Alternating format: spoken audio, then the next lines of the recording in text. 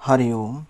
आम श्रीमद् भगवद गीता रो समस्त अध्याय किपरि शरीर तत्व उपर पर्यवेसित एवं ताहा लोकंको मार्जित करिबा पाई तथा सुमार्ग परिचालित हेबा पाई किपरि मार्गदर्शन करिछि ताहा आमे आलोचना करिबा।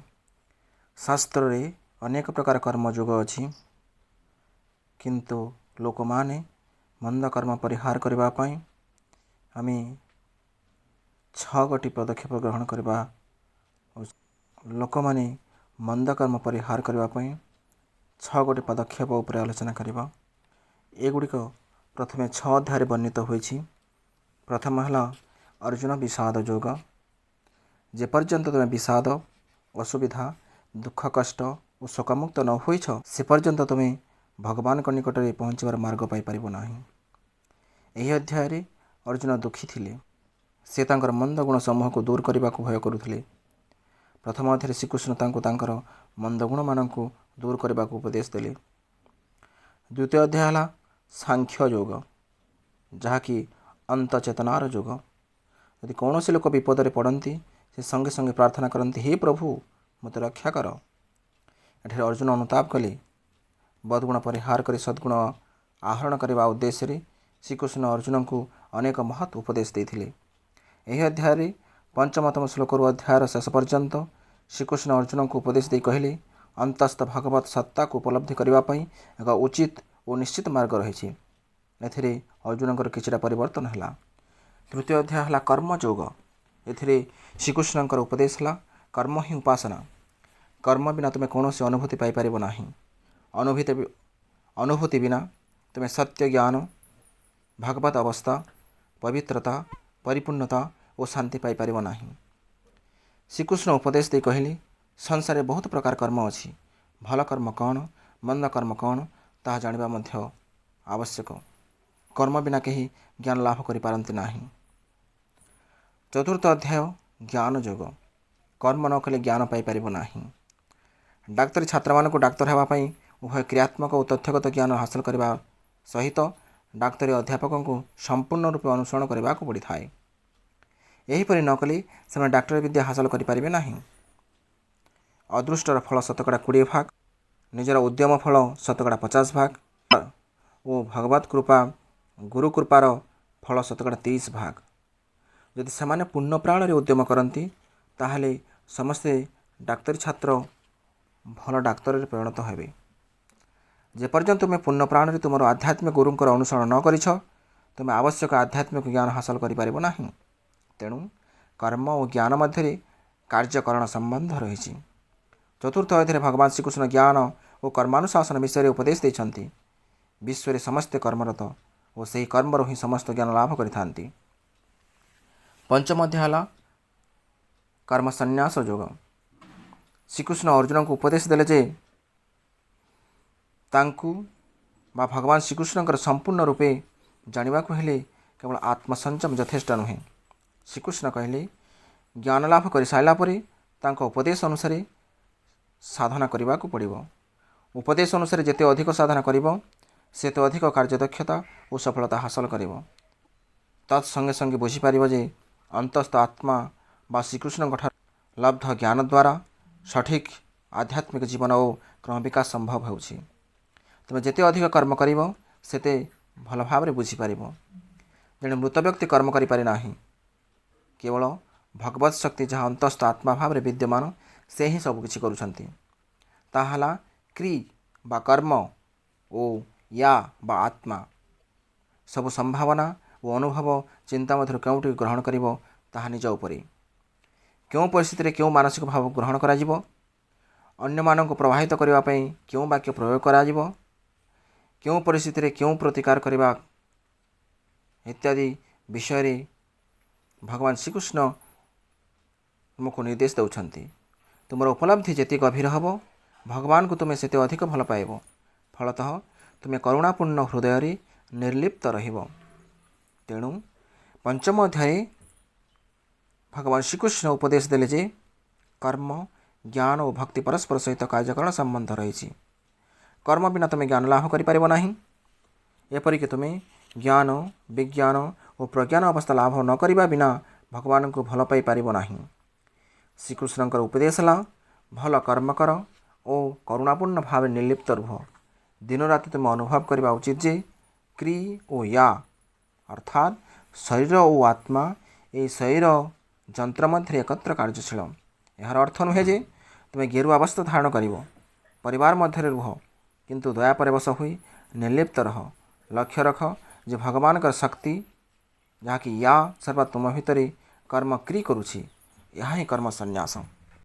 पंचम अध्याय लेखा अछि जे भोजन करिबा पान करिबा मनन करिबा इत्यादि सकल कार्य तुम संयम आचरण करी मध्यम मार्ग अनुसरण करने उचित। यह द्वारा तुम्हें खूब शीघ्र शांत अवस्था लाभ कर।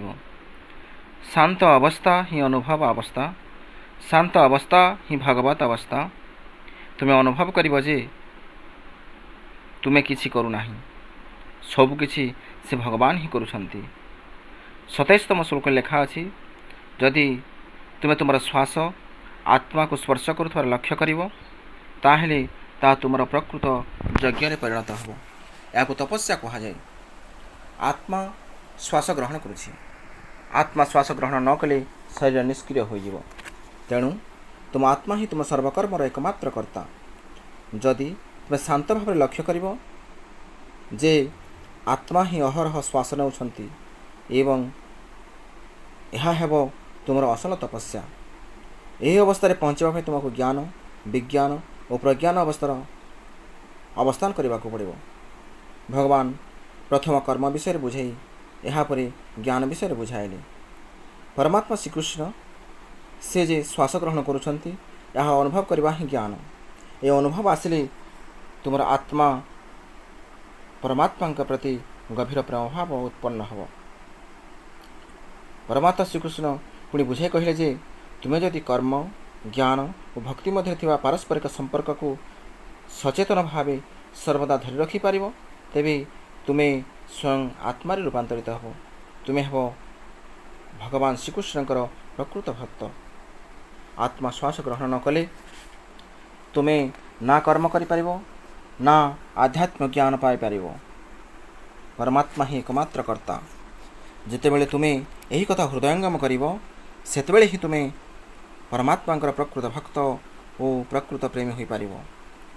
6 अध्याय आत्मसंयम जोगरे आत्मा विषय संपूर्ण भाव ज्ञान लाभ करिवार जोग रही। परमात्मा अर्जुन को उपलक्ष्य करी समस्त मनुष्य समाज को उपदेश देले जे भगवत उपलब्धि पाई तुमर गोटे ध्यान कौशल आवश्यक। ए ध्यान कौशल तुमको मन बुद्धि अहंकार चित्त शरीरबोध और विश्वबोधरु मुक्त करिपारुथिबो। क्रियायोगर प्रथम कौशल द्वारा तुम्हें ज्ञान चेतना ऊर्ध्वतर मानस चेतना विश्व चेतना और प्रज्ञान अवस्था उपनीत हो पार। यह कौशल द्वारा तुम्हें एकनिष्ठ ध्यान अवस्था लाभ कर। यह कौशल द्वारा तुम्हें अतिशीघ्र फल लाभ कर। 6 अध्याय 5मतम श्लोक पुणी लेखा अछि जदि तुम्हें तुमर चेतना को अर्थ केन्द्र रु जौन केन्द्र तापर खाद्य केन्द्र तापर हृदय केन्द्र तापर आत्मकेन्द्र को आनीपर ताहेले तुम्हें पुण्य अर्जन करने सहित अतिमानस चेतन उपनीत हुई आत्मार तल्लीन हो पार। 6 अध्याय 13तम श्लोक परमात्मा श्रीकृष्ण उपदेश देले। परमात्मा श्रीकृष्ण उपदेश देले जे तुमर मेरुदंड को सड़क रखी तुम्हें सीधा हो बसवा उचित। कंठ उपर सामान्य चाप रखा उचित। यहीपरि करने द्वारा थायरॉइड ग्रंथि बंद रहे।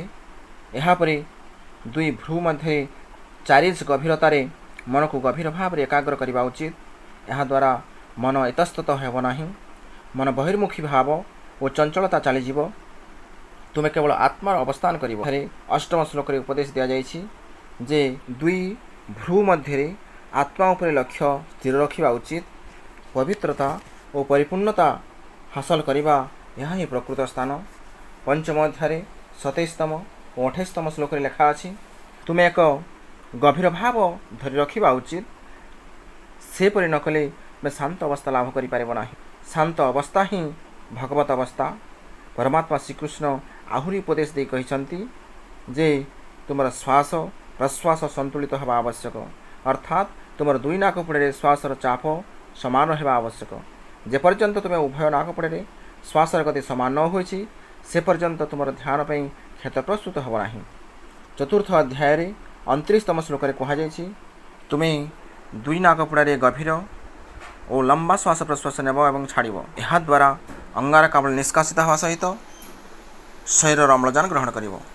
एपरी अभ्यास करने द्वारा श्वास धीरे धीरे स्थिर व क्षीण हो श्वास चली कि ना जापर ना। यहीपरि अभ्यास जिते अधिक करते अधिक जाग्रत समाधि और अंतस्थ आत्मा प्रति सचेतनता लाभ कर परिशेष में श्वासहीन अवस्था उपनीत कर। अवस्था को निर्विकल्प समाधि बा तुरीय समाधि कहुए।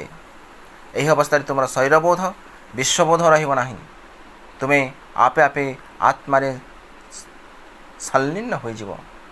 10म अध्याय कहुई जेपर्यंत तुम्हें तुम प्राण शक्ति को 2 भ्रू मझे 4 इंच गभीरतार आत्मा परमात्मा निकट में केन्द्रीभूत न कर से पर्यंत तुम अविच्छिन्न भाव भगवत उपलब्धि हासिल कर।